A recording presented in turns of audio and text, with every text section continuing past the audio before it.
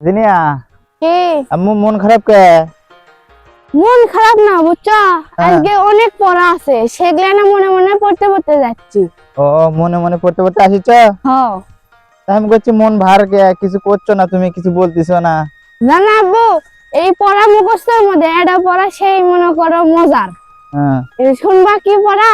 পড়ো দেখি, বলো তো। এই যে মনে করো যে আমরা বিশ্ব পরিচয় সাবজেক্টের মধ্যে হ্যাঁ একটা পড়া আছে, আচ্ছা। যে আগেকার মানুষরা মনে করে যে ভূত পেট কিছু আছে, হ্যাঁ কিন্তু বৈজ্ঞানিক অনুসন্ধানের মাধ্যমে জানা যায় ভূত পেট বলতে কোনো কিছুই নাই, আচ্ছা। কিন্তু মানুষ বিশ্বাস করে যে আছে।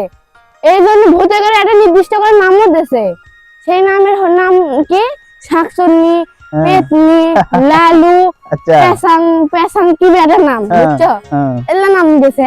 মানুষ এলে ভূত প্রেত থেকে রক্ষা পাওয়ার জন্য কি করে, ওঝা বা কুবরাসের কাছে যায় তাবিজ নিয়ে আসে, হুম, বা পানি পড়া লাই, আচ্ছা। বা রসুন পরে নিয়ে আসে, বা মরিচ পড়া নিয়ে আসে, মজার পড়া তো। ওগুলো নিয়ে আসে। এলে মরিচ বুঝছো, এর মধ্যে তো আমার হাসি ভাই আছে।